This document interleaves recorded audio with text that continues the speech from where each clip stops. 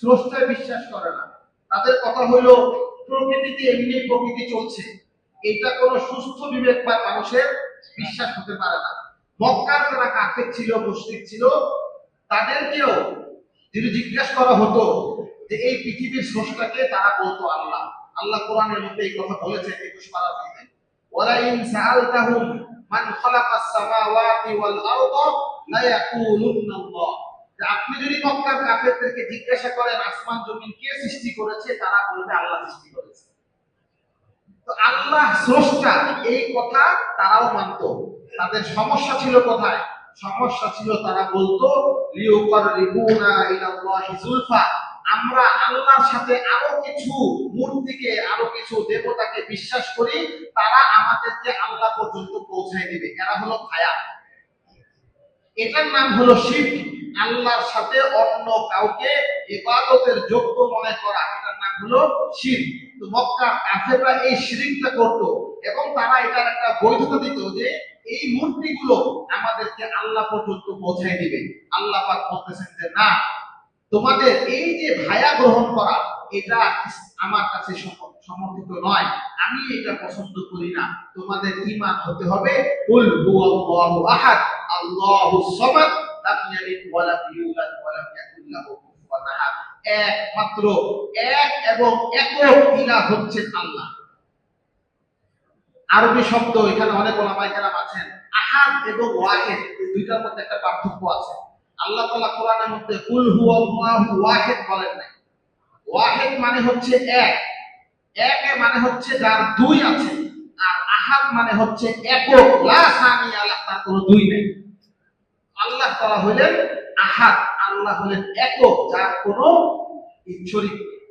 এই বিশ্বাসকে স্থাপন করা, এটা হলো কোরআন নাজিলের একটা মৌলিক উদ্দেশ্য এবং কোরআনের অসংখ্য আয়াতে আল্লাহ তাআলা এই বিশ্বাসটাকে মানুষের মধ্যে স্থাপন করেছেন। এবং এই বিশ্বাস স্থাপন করতে যে আল্লাহ তাআলা অনেকগুলো পদ্ধতি অবলম্বন করেছেন কোরআনের মধ্যে। তাওহীদের বিশ্বাস, আল্লাহর একত্ববাদের বিশ্বাসকে কোরআনের মধ্যে আল্লাহ তাআলা বিভিন্ন ভাবে আমাদেরকে বুঝিয়েছেন। এর মধ্যে একটা পদ্ধতি হলো আল্লাহ পাক তার অনেক কুদরতকে বয়ান করেছেন, তার অনেক সৃষ্টির অনেক রহস্যকে বলেছেন। এই যে আসমান আমি সৃষ্টি করেছি, এই জমিন আমি সৃষ্টি করেছি, এই পৃথিবীর যা যা তোমরা দেখছো, এই সব কিছু আমি আল্লাহ সৃষ্টি করেছি।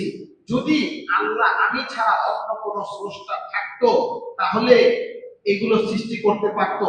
তো তারা কি এগুলো সৃষ্টি করেছে কিনা, বা এই পৃথিবীতে যা দেখছো এর বাহিরে অন্য কোনো সৃষ্টি আমার সৃষ্টির বাহিরে আছে কিনা তোমরা প্রমাণ দেখাও।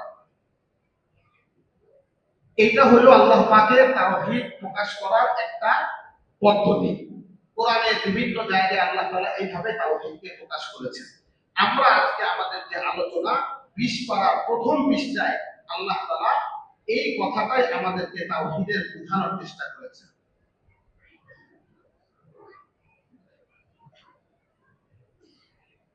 আল্লাহ তাআলা 19 পারার একদম শেষ নম্বর আয়াত, কুলিল হামদুলিল্লাহি ওয়া সালামুন আলা ইবাদিহিল্লাযীনা ইসতাফা।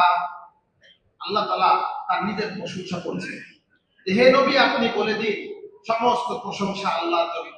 ওয়া সালামুন আলা ইবাদিহিল্লাযীনা ইসতাফা, এবং আল্লাহ তাআলা যে বান্দাদেরকে আল্লাহ তাআলা নির্বাচন করেছেন, তাদের প্রতি আল্লাহ পাকের পক্ষ থেকে সালাম। তারা হলেন কারা? আল্লাহর নবীগণ, আল্লাহর বিশেষ নির্বাচিত বান্দা যারা, তাদেরকে আল্লাহ তাআলা সালাম পেশ করছেন, তাদের উপর সালাম।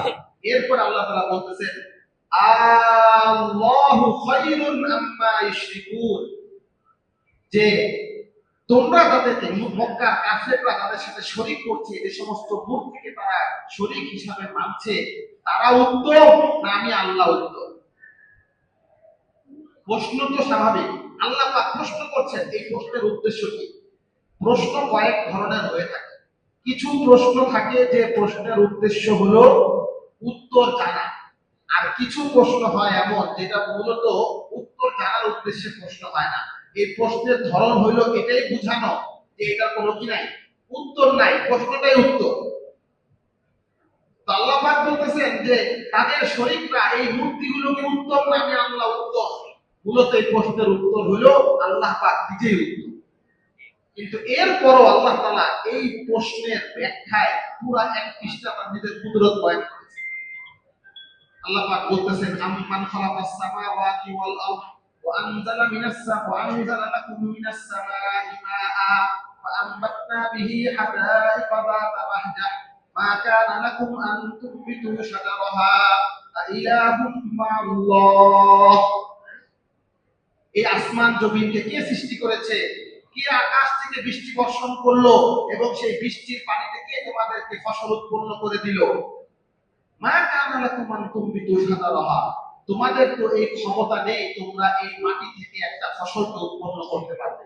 আজকে পৃথিবী বৈজ্ঞানিক যত উন্নতির মধ্যে পৌঁছেছে, এই মাটি থেকে ফসল উৎপন্ন করার জন্য মাটি এবং বীজ এবং চারার সাহায্য ছাড়া কোনো কৃত্রিম পদ্ধতি এখনো পর্যন্ত আবিষ্কার করতে পারে নাই।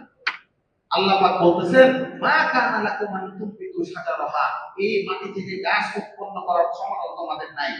আইলাহুম মা'আল্লাহ, এত কিছুর পরেও তোমরা কি এই কথা মানো যে আল্লাহর সাথে অন্য কোনো ইলাহ আছে?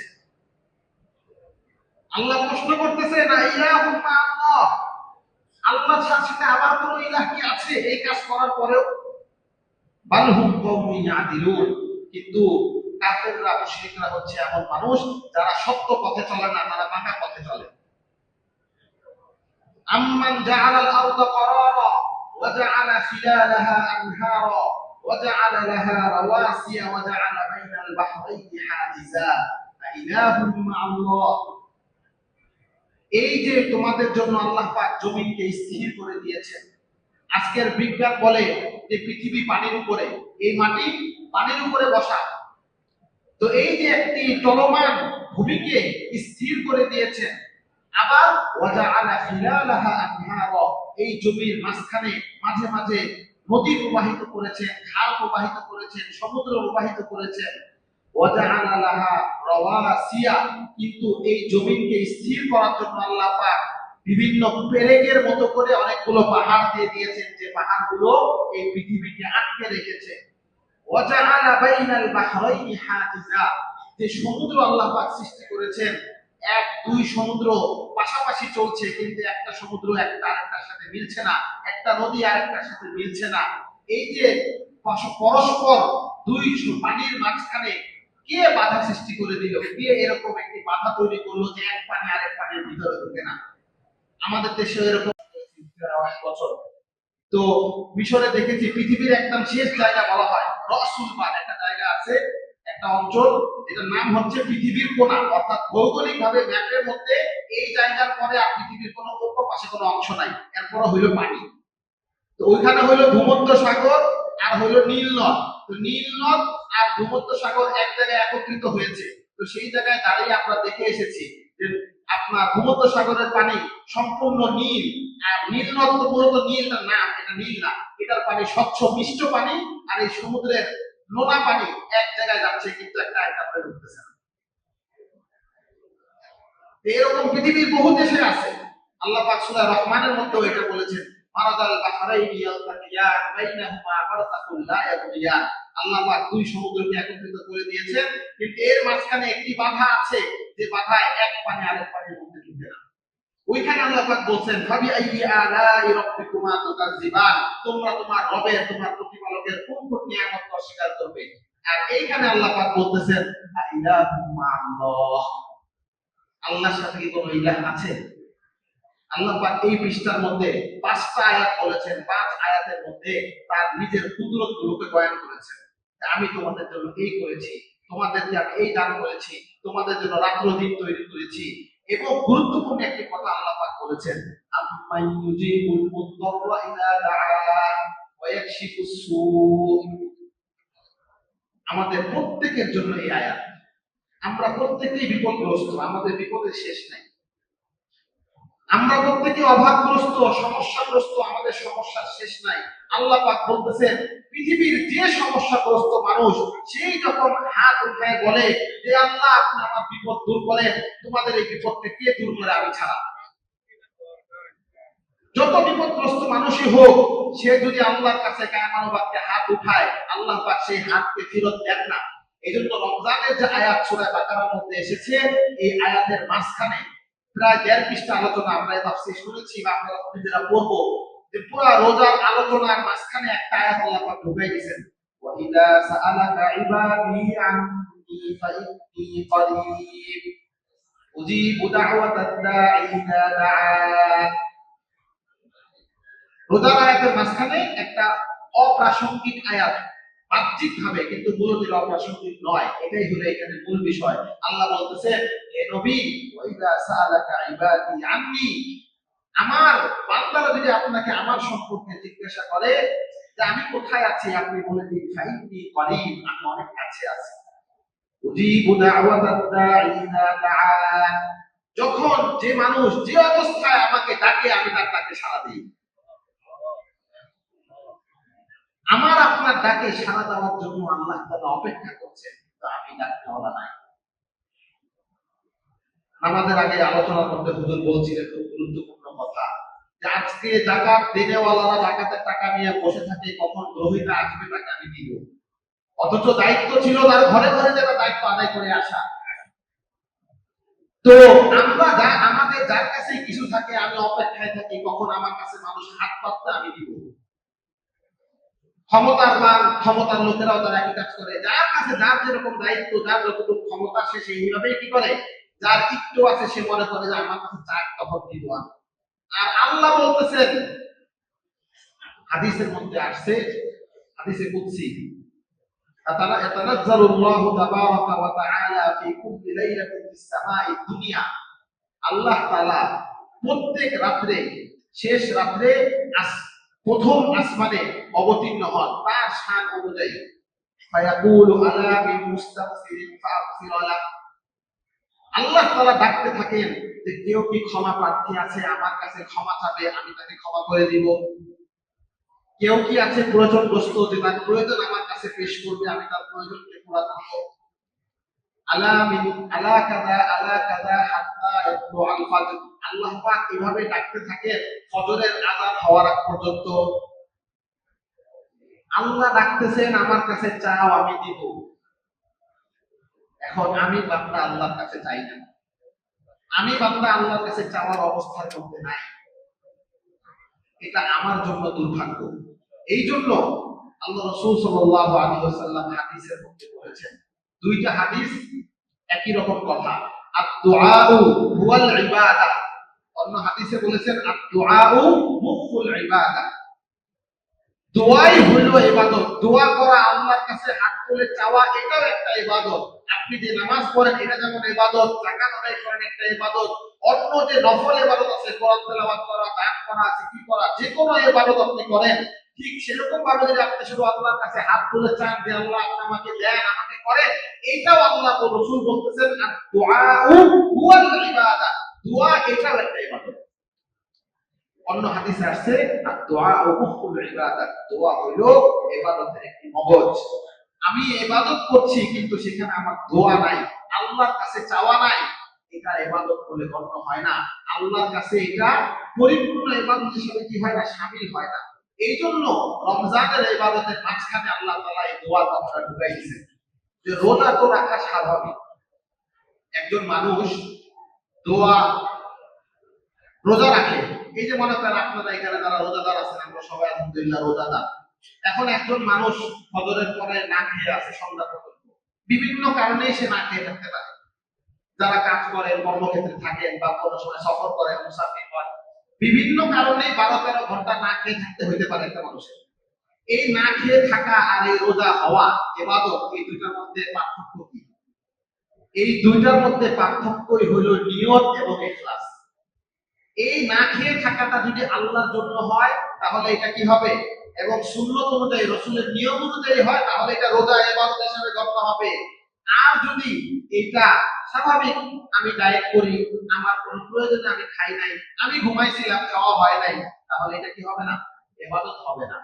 তো রোজার ইবাদতটা এটা মানুষের একটা স্বাভাবিক জীবনের প্রয়োজনের মতো কেটে যায়। এটা আল্লাহর নিকট গ্রহণযোগ্য হবে যখন এটা আল্লাহর হুকুম অনুযায়ী হবে এবং এর মধ্যে আল্লাহর কাছে চাওয়া থাকবে, আল্লাহ আপনি আমাকে এটার ফলাফল দান করেন, আমাকে এটা সওয়াব দান করেন। এই জন্য রোজার হাদিসের মধ্যে একটা গুরুত্বপূর্ণ শব্দ আসছে, মান সামা রমাদানা ঈমানান ওয়া ইহতিসাবান, মান কামা রমাদানা ঈমানান ওয়া ইহতিসাবান, মান কামা লাইলাতুল কদরি ঈমানান ওয়া ইহতিসাবান। একই রকম ভাবে তিনটা হাদিস। যে ব্যক্তি ঈমানের সাথে ইহতিসাবের সাথে রোজা রাখবে, আল্লাহ পাক তার পিছনের সকল গুনাহ মাফ করে দিবেন। যে ঈমান এবং ইহতিসাবের সাথে তারাবির নামাজ আদায় করবে, আল্লাহ পাক তার পিছনের সকল গুনাহ মাফ করে দিবেন। যে ব্যক্তি ঈমান ও ইহতিসাবের সাথে লাইলাতুল কদর পালন করবে, আল্লাহ পাক তার পিছনের সকল গুনাহ মাফ করে দিবেন। ঈমান মানে কি? ঈমান মানে হচ্ছে এইটাই যে কথায় আমরা ছিলাম, একমাত্র আল্লাহর জন্য ইবাদত করা এবং মুহাম্মদুর রাসূলুল্লাহ সাল্লাল্লাহু আলাইহি ওয়াসাল্লাম যে সুন্নাহ আমাদেরকে দিয়েছেন, যে ইবাদত করার জন্য যে সুন্নাত আছে সেইগুলোকে সঠিকভাবে পালন করলে কি হবে? আমার ঈমানের হক আদায় হবে। এখন দ্বিতীয় শব্দ যেটা ইহতিসাব, ইহতিসাবের মানে ইহতিসাব মানে হচ্ছে সওয়াবের আশা করা। সহজ বাংলায় সওয়াবের আশা করা, আল্লাহ তাআলার কাছে চাওয়া যে আল্লাহ আমি যে ইবাদতটা আপনার জন্য করছি এটার জন্য যে সওয়াব আপনি নির্ধারণ করে রেখেছেন সেটা আমাকে দান করেন। তো রোজার মধ্যে এই চর্চা আমাদের হইতে হবে, আল্লাহর কাছে নিজের জরুরতকে পেশ করা, নিজের কাছে। এখন মুত্তর শব্দের অর্থ কি? মুত্তর শব্দের অর্থ হচ্ছে অপারগ, যা দেয়ালে পিঠ থেকে গেছে। আমরা বলি না দেয়ালে পিঠ থেকে গেছে, এখন এমন ভাবে বিপদ আসছে যে এই বিপদ থেকে বের হওয়ার আর কোনো উপায় নাই। এরকম পরিস্থিতির শিকার হয়ে অনেকে অনেক ধরনের অন্যায় লিপ্ত হয়ে যায়। এমনকি কখনো আল্লাহ না করুন বিভিন্ন মানুষ আত্মহত্যা করে। এমন ভাবে সে বিপদগ্রস্ত হয়েছে, এই বিপদ থেকে বের হওয়ার তার আর কোনো কি নাই, কোনো ধরনের উপায় নাই, বাহ্যিক ভাবে তার কাছে কোনো উপায় নাই। তো সে নিজের জীবনকে শেষ করে দেয়, কেউ তার পরিবারকে শেষ করে, কেউ অন্যের সম্পদ অন্যের জানের উপর সে আক্রমণ করে। তো আল্লাহ তাআলা বলতেছেন এইরকম পরিস্থিতিতে তুমি যদি হাত উঠাও তাহলে ওয়ায়াকশিফু সু, তোমার এই দোয়াকে শুধু আল্লাহ পাক শুনবেন না, তোমার জরুরতকেও আল্লাহ পাক পূরণ করে দিবেন। যে বিপদ তোমার জন্য ছিল সেই বিপদকে আল্লাহ হটাই দিবেন এবং ওয়ায়াজআলুকুম খুলাফা আল আরদ, তোমাকে এই পৃথিবীর মধ্যে আল্লাহ পাক পুনঃ প্রতিষ্ঠা দান করবেন। আল্লাহ পাক এটা যুগে যুগে দেখাইছেন যে কোন মানুষ হয়তো সে বাহ্যিক ভাবে একসময় বিপদের মধ্যে ছিল, বাহ্যিক ভাবে তার ক্ষমতা, তার অর্থ, তার সম্পদ সবকিছুকে নিশ্চিহ্ন করে দেওয়া হয়েছে, কিন্তু হয়তো আল্লাহ পাক তার দোয়াকে কবুল করেছিলেন বিধায় পুনরায় তাকে আবার পৃথিবীর মধ্যে প্রতিষ্ঠিত করেছে। আমাদের আশেপাশে এরকম প্রমাণ আছে কি নাই? অসংখ্য প্রমাণ আমরা প্রতিনিয়ত দেখছি। এইটার থেকে শিক্ষা কি? শিক্ষা হলো আল্লাহর কাছে নিজেকে পেশ করা। এরপর আল্লাহ পাক বলতেছেন আল্লাহ, তোমাদের এই কাজটা কে করে? একমাত্র আমি ছাড়া। আল্লাহ পাক বলতেছেন যে আল্লাহ ছাড়া তো কোনো ইলাহ নেই। এইরকম ভাবে আল্লাহ পাক এই সূরার মধ্যে তার নিজের পরিচয়কে প্রমাণ করেছেন। এরপরে আল্লাহ পাক বলতেছেন এত কিছুর পরেও মক্কার কাফের যারা, যাদের মধ্যে ঈমানের নূর নাই, যারা তাওহীদ গ্রহণ করতে আগ্রহী নয়, তারা শিরকের মধ্যেই লিপ্ত আছে এবং এই শিরকের মধ্যে থাকার অন্যতম তাদের একটা যুক্তি হলো আল্লাহর উপর বিশ্বাস করব কেন? আল্লাহর উপর বিশ্বাস করব, আল্লাহ পাক বলতেছেন তোমাকে আমি সৃষ্টি করেছি, তোমাকে আমার কাছে ফিরে আসতে হবে। ইন্না লিল্লাহি ওয়া ইন্না ইলাইহি রাজিউন, যে আল্লাহর জন্যই আমি এবং আল্লাহর কাছে আমাকে ফেরত যেতে হবে। এই যে কথা বলতেছে নবী, এই কথা নিয়ে আসছে যে এই দুনিয়ার জীবন, এটা ক্ষণস্থায়ী জীবন, এই জীবন একদিন শেষ হয়ে যাবে। ভালো হোক মন্দ হোক, ধনী হোক গরিব হোক, পুরুষ হোক নারী হোক, যে যে অবস্থায় থাকুক না কেন, একদিন এই দুনিয়ার জীবন শেষ হয়ে যাবে এবং মৃত্যুর পরে নতুন জীবন শুরু হবে। সেখানে হিসাব নিকাশ হবে এবং মৃত্যুর পরের জীবনের শান্তি আসল শান্তি, মৃত্যুর পরের জীবনের কষ্ট আসল কষ্ট। এই যে কথাগুলো নবী বলতেছে, আমরা এই কথা মানি না কেন? যুক্তি কি? মক্কার কাফেররা বলে وقال الذين كفروا أئذا كنا ترابا وآباؤنا أئنا لمخرجون। কাফেররা এই কথা বলে যে আমরা এবং আমাদের পূর্বপুরুষ যারা মরে গেছে, মৃত্যুবরণ করে মাটির সাথে মিশে গেছে, তাদেরকে কি আবার পুনরায় জীবিত করা হবে? এটা কেমন কথা? যুক্তিতে এই কথা বুঝে আসে না, যুক্তি এই কথা বলে না। অন্য আয়াতের মধ্যে আসছে আইদা কুননা ইদামান ওয়া রুফাতান ইন্না লামুবাসুন, আমরা যখন মাটিতে আমাদের শরীরগুলো পচে যাবে, গোশতগুলো সব শেষ হয়ে হাড্ডি থাকবে, এক সময় এই হাড্ডিগুলো পচতে পচতে গুঁড়া গুঁড়া হয়ে যাবে, এই গুঁড়া ছাই এটাকে কি আবার পুনরায় আল্লাহ পাক জীবিত করবে? এটা হলো মক্কার কাফেরদের যুক্তি। তো যারা বস্তুবাদী তারা এই যুক্তি এখনো পেশ করে। আমাদের সমাজে একটা কথা প্রচলিত আছে যে কবরের আযাব নাই, মৃত্যুর পরে কবরে কোনো আযাব হবে না, অনেকে অনেক ধরনের বলেন। অথচ কোরআনের অসংখ্য আয়াত থেকে বুঝে আসে, হাদিসের মধ্যে কবরের আযাবের মাসালা এত বেশি আসছে যেটা মুতাওয়াতির পর্যায়ে, অর্থাৎ এমন ভাবে এসেছে, এত হাদিসে এই আলোচনা এসেছে যে এটাকে অস্বীকার করলে ঈমান চলে যাওয়ার অবস্থা হয়ে যাবে। তো এইটার নাম হচ্ছে ঈমান। যা আমি দেখি না, যার উপর আমার যুক্তি দিয়ে যা বুঝে আসে না, সেটাকে বিশ্বাস করার নাম হলো ঈমান। আল্লাযীনা ইউমিনুনা বিল গায়ব, গায়বিয়াতের প্রথম অংশ হচ্ছে আল্লাহর যত কথা আল্লাহ পাক বলেছেন এবং রাসূল সাল্লাল্লাহু আলাইহি সাল্লাম যত ভবিষ্যৎবাণী করেছেন, এই সব কিছু আমার বিবেকে বুঝে আসুক বা না আসুক, এটাকে বিশ্বাস করা। এজন্য খুব গুরুত্বপূর্ণ একটা শব্দ বাক্য, এটা মনে রাখবেন। ইসলামের কোন বিধান যুক্তি বিরুদ্ধ নয়, এটা আমরা সবাই বলি। ইসলামের কোন বিধান যুক্তির বিরুদ্ধে না, কিন্তু ইসলামের সকল বিধান বা ইসলামের অনেক বিধান যুক্তির ঊর্ধ্বে। ইসলামের অনেক বিধান এমন আছে যেটা যুক্তির ঊর্ধ্বে, আমার স্বাভাবিক বিবেক দিয়ে এটা বোঝা যাবে না, কারণ বিবেকের একটা কি আছে, মাপকাঠি আছে। ইসলামের এই বিধানগুলো হলো এর ঊর্ধ্বে, ওটার নামই হচ্ছে ঈমান। আমি এটা বিশ্বাস করবো আল্লাহ পাক করতে বলছেন, এজন্য করব। এজন্য এখানে যারা উলামায়ে কেরাম আছেন তারা জানবেন, ফিকহের কিতাবে একটা গুরুত্বপূর্ণ পরিভাষা ব্যবহার করা হয়, আল উমুর তাআব্বুদিয়া, যে এই বিধানগুলো আল্লাহ পাক দিয়েছেন ইবাদত হিসেবে, এটা আমার বিবেকে বুঝে আসুক বা না আসুক, আমি এটা মানতে হবে। যেমন যে কোনো মাসালার কিতাব খুলবেন, ওখানে প্রথম আলোচনা শুরু হয় ওযুর থেকে, যে আপনি ওযু করবেন, কারণ নামাজ পড়তে হলে ওযু লাগবে। তো ওযুর নিয়মের মধ্যে যখন আসে তখন বলা হয় যে ওযু ভঙ্গের কারণ কোনো একটা ঘটলে ওযু করতে হবে। এখন ওযু ভঙ্গের যে স্বাভাবিক কারণ, পোশাক পায়খানা হওয়া বা পোশাক পায়খানা রাস্তা দিয়ে কিছু বের হওয়া, যেটা বাতাস হোক বা অন্য কিছু।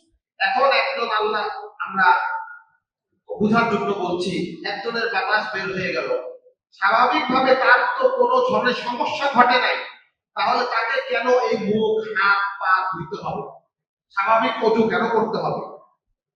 যুক্তি দিয়ে এটা বুঝে আসে না। এজন্য এটাকে বলা হয় আল উমুর তাআব্বুদিয়া। এটা হলো আল্লাহ পাকের বিধান, আমাকে করতে হবে। আল্লাহ বলছেন তোমার এই ঘটনা ঘটলে তুমি কি করবে? ওযু করবে, ওযু করতে হবে। তো শরীয়তের এই বিধানটা হলো যুক্তির ঊর্ধ্বের বিষয়, এটা যুক্তি দিয়ে বোঝা যাবে না। তো ইসলামের শরীয়তের কোন বিধান যুক্তি বিরুদ্ধ নয়, কিন্তু শরীয়তের এমন কিছু কিছু বিধান আছে যেটাকে বলা হয় যুক্তির ঊর্ধ্বে, এটা যুক্তির সীমানার ভিতরে নয়, এর উপরের বিষয়। এটাকে আল্লাহ করতে বলেছেন, এটার নামই ঈমান। যেমনটা জুমার বয়ানের মধ্যে আমরা শুনলাম যে হুজুর বললেন যাকাত দাও, আল্লাহ পাক বলতেছেন ওয়ায়ুলবিস সাদাকাত, যাকাত দিয়ে আল্লাহ সম্পদ বাড়ায় দিবেন। যুক্তিতে এটা বলে না যে কি যাকাত দিলে সম্পদ বাড়বে। আল্লাহ বলতেছেন সম্পদ বাড়বে, এটা বিশ্বাস করে না।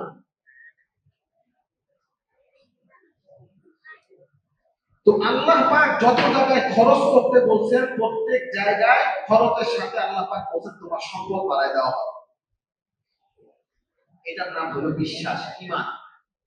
তো মৃত্যুর পরে আবার পুনরায় জীবিত হওয়া, এটার নাম হলো ঈমান। তো আল্লাহ পাক এখানে বলতেছেন, মক্কা কাফেররা এই কথা বলে যে তোমাদের আমরা আমাদের পূর্বপুরুষরা যখন কি হয়ে যাব, মাটির সাথে মিশে যাব, আপনাকে আবার পুনরায় জীবিত হব। তো আল্লাহ পাক এখানে বলতেছেন যে তোমাদের যে কথা তোমরা বলছো এটা অসার কথা। আল্লাহ পাক এই যে জমি তোমাদেরকে প্রথমবার সৃষ্টি করতে পেরেছেন, যে আল্লাহ প্রথমবার সৃষ্টি করতে পারেন, তিনি পুনরায় জীবিত করতে পারবেন আরো সহজে। অন্য আয়াতের মধ্যে আসছে আওয়ালাইসাল্লাযী খালাকাস সামাওয়াতি ওয়াল আরদা বিকাদিরিন আলা আন ইয়াখলুকা মিসলাহুম ওয়ালা হুয়াল খাল্লাকুল আলীম। যে আল্লাহ আসমান জমিন সৃষ্টি করতে পারছেন, তোমার মতো একটা ক্ষুদ্র মানুষ মৃত্যুর পরে আবার পুনরায় আবার জীবিত করতে পারবেন না, এটা কি হতে পারে? বালা, অবশ্যই অবশ্যই আল্লাহ পাক সবচেয়ে বড় স্রষ্টা। তো নতুন ভাবে সৃষ্টি করা এটা আল্লাহ করতে পারছেন, আর মৃত্যুর পরে একটা জিনিসকে পুনরায় রিপিট করা এটা বড় সহজ। তো আল্লাহ পাক এই কথা বলছেন, এবং এটার মধ্যে আল্লাহ পাক লম্বা আলোচনা করেছেন যে এইখানে তোমাদেরকে যে এই যে মৃত্যুর পরে আবার পুনরায় জীবন দান করা হবে, এটা আল্লাহ পাকের কুদরত। যে আল্লাহ এত কিছু করতে পেরেছেন, পিছনে আলোচনা হয়েছে, তিনি তোমাদেরকে পুনরায় জীবিত করতে পারবেন। এরপরে এই সূরাতুন নামল আল্লাহ পাক শেষ করেছেন কিয়ামতের আলামতের কথা বলে। তোমরা তো মৃত্যুর পরের জীবন এবং মৃত্যুর পরে কিয়ামত হবে এটা বিশ্বাস করতে চাও না, তোমাদেরকে কিছু আলামতের কথা বলে দেই, এগুলো যখন ঘটবে তখন তোমরা বুঝবা যে অবশ্যই কিয়ামত হবে। আল্লাহ পাক বলতেছেন وَإِذَا وَقَعَ الْقَوْلُ عَلَيْهِمْ أَخْرَجْنَا لَهُمْ دَابَّةً مِنَ الْأَرْضِ تُكَلِّمُهُمْ أَنَّ النَّاسَ كَانُوا بِآيَاتِنَا لَا يُوقِنُونَ। কিয়ামতের আগে, কিয়ামত তো তোমরা বিশ্বাস করতে চাও না, কানু আন্নান নাসা কানু বিআয়াতিনা লা ইউকিনুন, মানুষ আমার কথাকে আমার নিদর্শনগুলোকে বিশ্বাস করে না। এজন্য আল্লাহ তাআলা বলেন যে কিয়ামতের আগে আমি এমন কিছু নিদর্শন পাঠাবো যে নিদর্শনগুলো থেকে এই কথা স্পষ্ট হবে যে কিয়ামত অবশ্যই ঘটবে। এর মধ্যে একটা বড় নিদর্শন হলো আখরাজনা লাহুম দাব্বাতাম মিনাল আরদ। আল্লাহ পাক একটা প্রাণীকে জীবিত বের করবেন। এই প্রাণীটা কোথা থেকে আসবে, এটার আকৃতি কি হবে, এটা কেমন হবে, এগুলো হাদিসের মধ্যে বিস্তারিত বলা হয় নাই, বিভিন্ন কিতাবে বিভিন্ন রকম আছে, কিন্তু আমাদের বিশ্বাস কোরআনে যতটুকু আছে এটার উপরে আল্লাহ পাক একটা প্রাণী বের করবে। এই প্রাণীটা এসে তুকাল্লিমুহু, মানুষের সাথে কথা বলবে।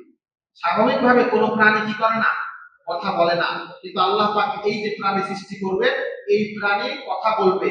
এবং এইটা কিয়ামতের যে নিকটবর্তী বড় বড় যে নিদর্শনগুলো আছে এর মধ্যে এটা একটা। আল্লাহ রাসূল সাল্লাল্লাহু আলাইহি ওয়াসাল্লাম হাদিসের মধ্যে অনেকগুলো নিদর্শনের কথা বলেছেন। কিতাবে এটাকে বলা হয় আশরাতুস সাআহ বা কিয়ামতের নিদর্শন। এর মধ্যে দুইটা ভাগ, আশরাতুস সাআহ সুগরা এবং আশরাতুস সাআহ আল কুবরা। যে কিছু হলো ছোট নিদর্শন, কিছু হলো বড় নিদর্শন। ছোট নিদর্শন বিভিন্ন সময় ঘটতে থাকে, আমরাও এখন অনেকগুলো দেখছি, আরো সামনে অনেকগুলো আসবে। এবং ওলামায়ে কেরামের বক্তব্য অনুসারে অনেক নিদর্শন কিয়ামতের আগের যেগুলো ছিল অনেকগুলো প্রকাশ পেয়ে গেছে, তার থেকে এটা বুঝে আসে যে কিয়ামতের খুব বেশি সময় বাকি নাই। এজন্য এখন করণীয় কি? করণীয় হলো আমার আপনার নিজেকে সেই তাওহীদ এবং ঈমানের উপর উঠাই নিয়ে আসা। সেই কথাটাই আল্লাহ পাক এই সূরা শেষ করছে। এবং এখানে কিয়ামতের আরো কিছু আলোচনা বলা হয়েছে, অরফিফাতিস সূর ফাফাজিআ মান ফিস সামাওয়াতি ওয়া মান ফিল আরদি ইল্লা মান শাআল্লাহ। এই যখন কিয়ামতের একেবারেই চূড়ান্ত পর্যায়ে চলে আসবে, তখন ইসরাফিল আলাইহিস সালাম সিংহার মধ্যে ফুঁক দিবেন, এবং এই সিংহায় ফুঁক দেওয়ার পরে ফাফাজিআ মান ফিস সামাওয়াতি ওয়া মান ফিল আরদ, আসমান জমিনের মধ্যে যারা আছে সবাই ভীত সন্ত্রস্ত হয়ে যাবে। কুল্লুন আতাউহু দাখিরিন, সবাইকে একেবারে নিচু হয়ে আল্লাহর কাছে আসতে হবে। তো আল্লাহ পাক এই সূরার মধ্যে কিয়ামতের আলামত বলার পরে আমার আপনার করণীয় কি, এই কথাটা বলে দিয়েছেন। আজকে আমাদের এই দর্শ থেকে, এই তাফসীর থেকে আমরা এই শিক্ষাটাই নিয়ে যাব ইনশাআল্লাহ। আল্লাহ নবীকে আল্লাহ পাক বলতেছেন, ইন্নামা উমিরতু আন আ'বুদা রাব্ব হাযিহিল বালদাতিল্লাতী হাররামাহা ওয়া লাহু কুল্লু শাই' ওয়া উমিরতু আন আকুনা মিনাল মুসলিমিন ওয়া আন আতলুয়াল কুরআন। হে নবী, আপনি বলেন, ইন্নামা উমিরতু আন আ'বুদা রাব্ব হাযিহিল বালদাতিল্লাতী হাররামাহা, যে আমাকে ওই রবের ইবাদত করতে আদেশ করা হয়েছে যিনি এই মক্কা নগরীর, এই যে হারাম বাইতুল হারাম, বাইতুল্লাহিল হারাম, মক্কার যে সম্মানিত নগর, এই নগরের মধ্যে যে আল্লাহ পাক মক্কার মধ্যে যে ঘর রেখেছেন বাইতুল্লাহ, আল্লাহর ঘর, আল্লাহ সবচেয়ে দামি যে ঘর বানিয়েছেন, এই ঘরের যে রব, এই রবের ইবাদত করার জন্য আল্লাহ পাক আমাকে আদেশ করেছেন। এখানে তিনটা আদেশের কথা বলা হয়েছে। এক নম্বর আদেশ উমিরতু, উমির মানে আমর করা, আদেশ করা। আল্লাহ পাক বলতেছেন যে হে নবী, আপনি বলেন আমাকে আদেশ করা হয়েছে। তো নবীকে আদেশ করার মানে কি? নবীকে আদেশ করার মানে হচ্ছে তার উম্মত আমরা আপনারা যারা আছি সবাইকে কিয়ামত পর্যন্ত সকল মানুষের জন্য এই আদেশ। আর এক নম্বর আদেশ আন আ'বুদা রাব্ব হাযিহিল বালদা, এই যে আমাদের এই শহরের রব অর্থাৎ মহান রব্বুল আলামিন যে আল্লাহ, সেই আল্লাহর ইবাদত করতে আল্লাহ পাক আদেশ করেছেন। এখন ইবাদতটা আমি করব কিভাবে, এটার ব্যাখ্যা রাসূলুল্লাহ সাল্লাল্লাহু আলাইহি ওয়াসাল্লাম তার জীবনে দেখাই দিয়ে গেছেন। আল্লাহর ইবাদত কিভাবে করতে হবে, এটার ব্যাখ্যা রাসূল তার জীবনীতে প্রমাণ করে দিয়েছেন। এখন কিছু কিছু মানুষ এমন আছে আমাদের সমাজে যারা এই কথা বলতে চান যে আমি তো শুধু কোরআন মেনেই যাব, আমার হাদিস মানার দরকার নাই, হাদিসের প্রয়োজন নাই। তো রসুলকে না মানলে, রসুলের কথা, রসুলের কাজ যদি আমি না মানি, তাহলে আল্লাহর কোরআনের ব্যাখ্যা আমি কিভাবে পাবো?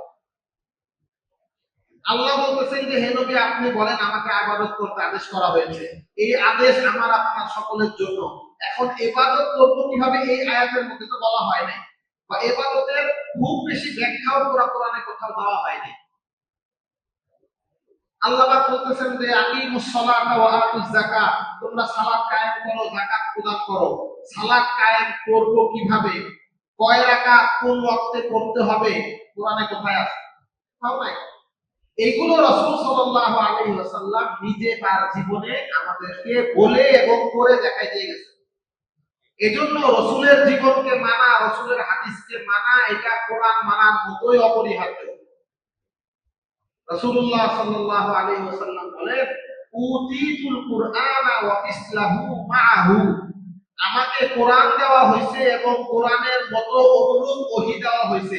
কোরআন যেভাবে আল্লাহর পক্ষ থেকে ওহী, ওয়া মা ইয়ানতিকু আনিল হাওয়া, নবী কখনো নিজের থেকে কথা বলেন না, ইন হুয়া ইল্লা ওয়াহয়ু ইউহা, তার কাছে তিনি মুখ দিয়ে যা বলেন সেটা আল্লাহর পক্ষ থেকে ওহী হিসাবেই বলেন। এইজন্য রাসূলের প্রত্যেকটা হাদিসও ওহী।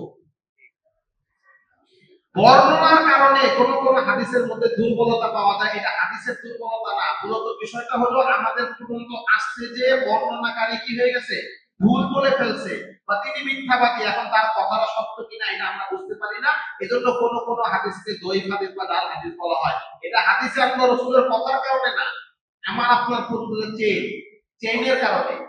যে 1400 বছর পর্যন্ত আমাদের কাছে প্রায় 100 জন মানুষ এই কথাটা পৌঁছাইছে, বলতে বলতে মাঝখানে একজন যদি কি ভেজাল লোক ঢুকে যায়, বা কেউ ভুল বলে ফেলছে, কেউ ভুল শুনছে, হ্যাঁ, তো এই জন্য কখনো কোনো হাদিসকে জাল বলা হয়েছে। এটা ওলামায়ে কেরাম দেখাই দিয়েছেন যে সহিহ বিশুদ্ধ হাদিস যা আল্লাহর রাসূল আমাদের জন্য রেখে গেছেন, পুরা কোরআনের ব্যাখ্যা এর মধ্যে আছে। এবং এই যে ইবাদত, যে ইবাদত করতে আল্লাহ পাক আদেশ করেছেন, এটার ব্যাখ্যা রাসূলের জীবনীতে ঘটেছে। এজন্য উম্মুল মুমিনিন আয়েশা রাদিয়াল্লাহু আনহাকে জিজ্ঞাসা করা হয়েছিল আল্লাহ রাসূল সাল্লাল্লাহু আলাইহি ওয়াসাল্লামের চরিত্র কেমন ছিল, তখন তিনি বলছেন কানা খুলুকুহুল কুরআন, রাসূলের চরিত্র ছিল কোরআন। এক শব্দের মধ্যে বলে দিয়েছেন। অন্য হাদিসের মধ্যে আসছে কানা কুরআনান ইয়ামশি আলাল আরদি, রাসূল ছিলেন চলতা ফিরতা কোরআন, তিনি যেন পৃথিবীর মধ্যে হাঁটছেন একটা কোরআন। আল্লাহ নবী ছিলেন চলন্ত কোরআন। তো কোরআন রাসূলের জীবনকে যদি আমি আমার মধ্যে বাস্তবায়ন করতে পারি, তাহলে আল্লাহর এই যে হুকুম, আল্লাহর ইবাদতকে পূর্ণ করা, এটা আমার জন্য হবে। এটা হলো প্রথম আদেশ, উমিরতু আন আ'বুদা রাব্বা হাযিহিল বালদাতি আল্লাতী হারামাহা। আচ্ছা, দ্বিতীয় আদেশ কি? উমিরতু আন আকুনা মিনাল মুসলিমিন। আমাকে মুসলমান হইতে আদেশ করা হয়েছে। এটা হলো প্রথম আদেশের পরিপূরক।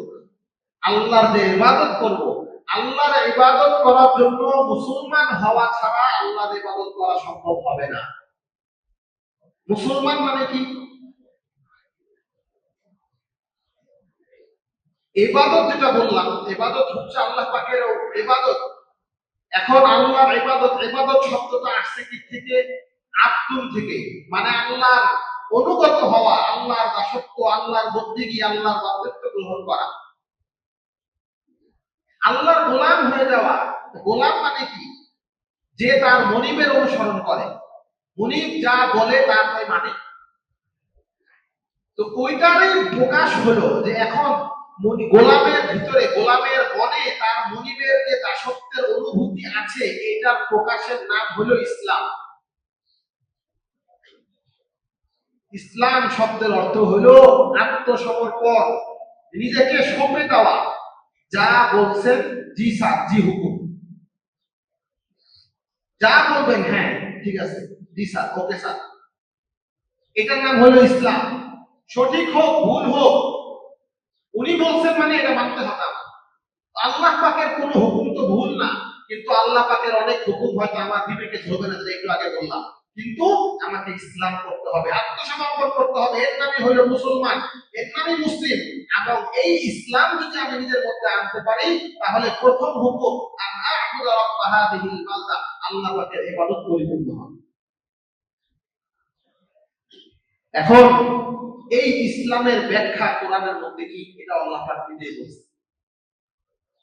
এবং এই ইসলামটা আল্লাহর নিকট একমাত্র গ্রহণযোগ্য।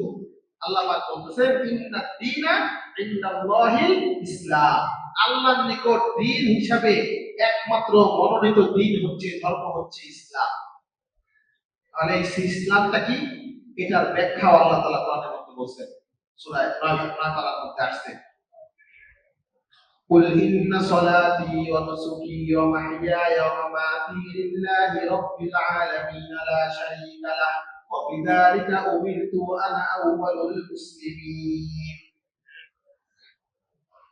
হে নবী, আপনি বলে দিন, এই আয়াত আমরা সবাই জানি।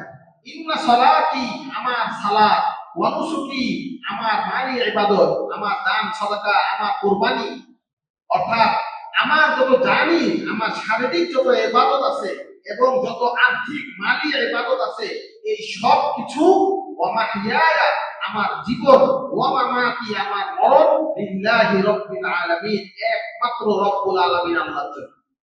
লা শারীকা লাহু, এখানে কোনো শরীক নাই, তার সাথে আমি কোনো শরীক করতে পারবো না।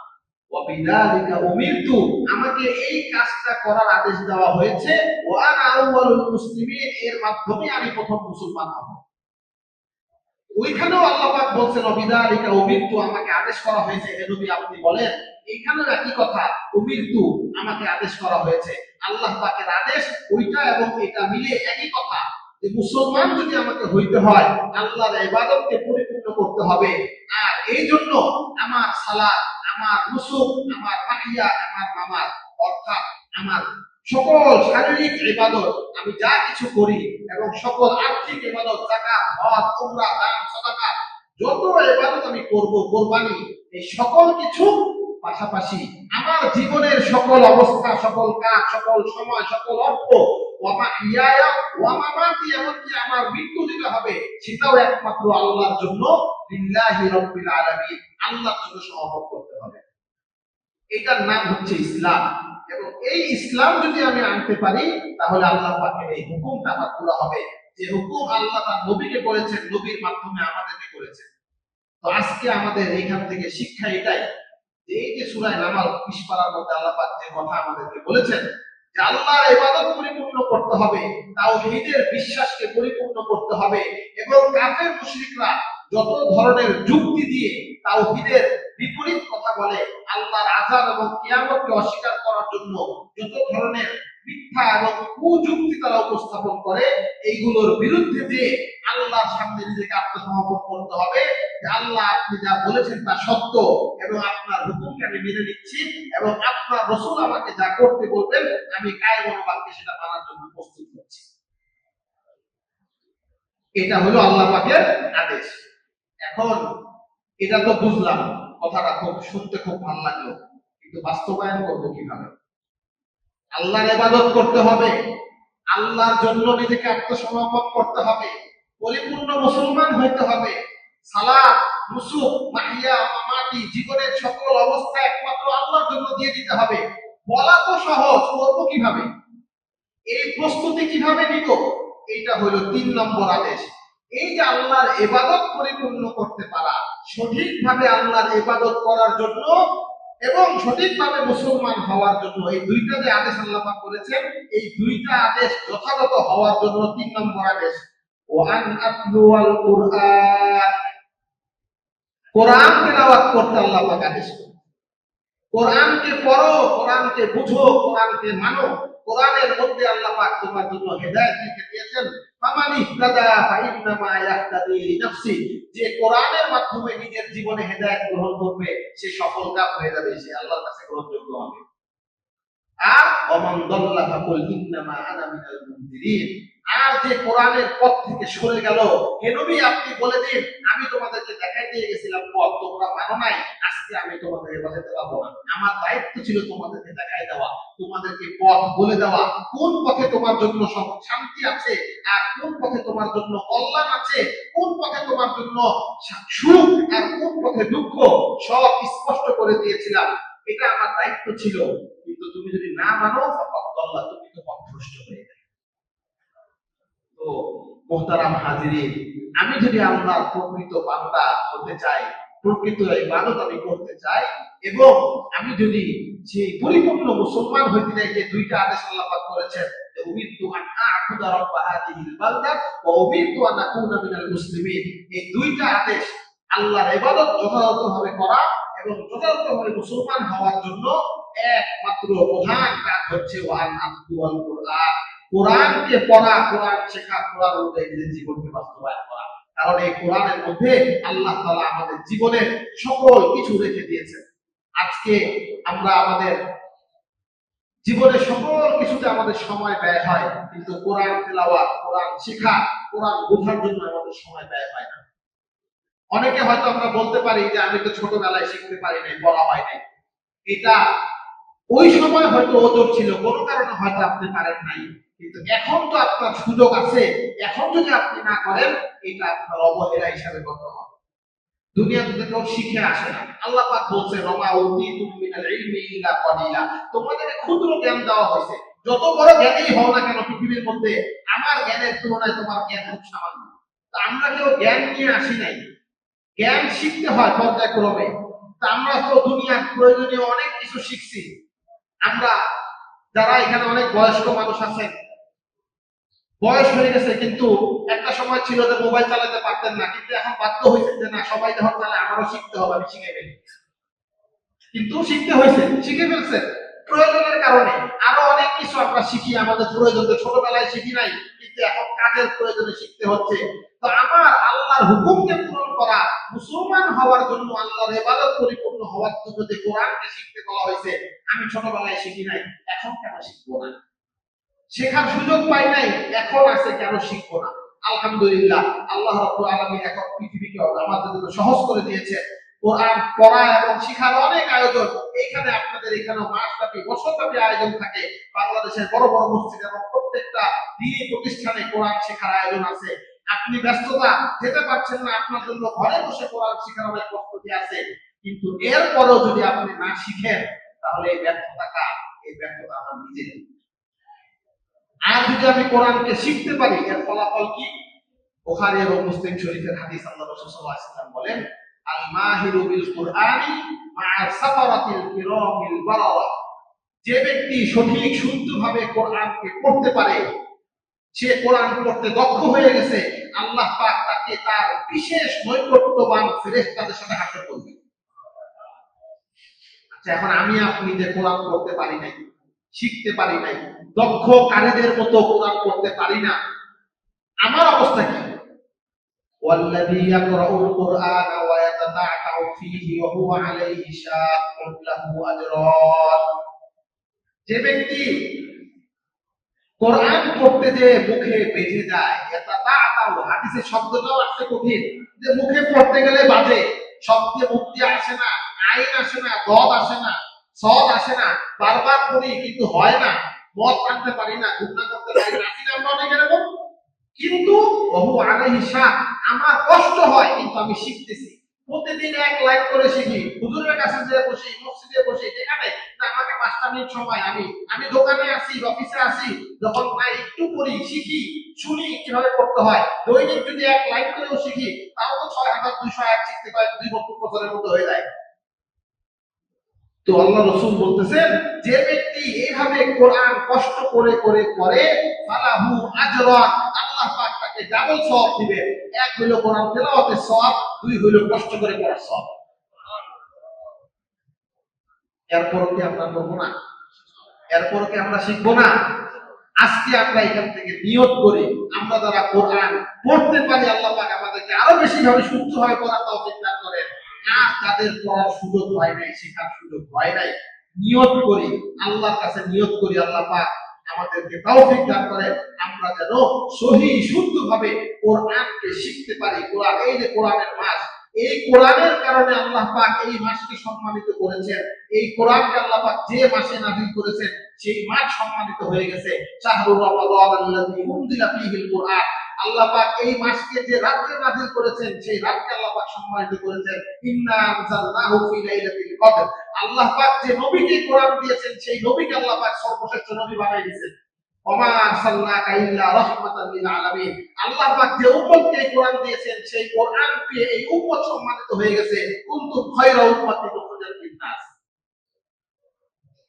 এই কোরআনের কারণে আমি সম্মানিত হইলাম, এই কোরআনের কারণে রমজান সম্মানিত হইল, এই কোরআনের কারণে লাইলাতুল কদর সম্মানিত হইল। সেই কোরআনের ফায়দা, সেই কোরআনের শিক্ষা যদি আমি আপনি আমার জীবনে গ্রহণ করি,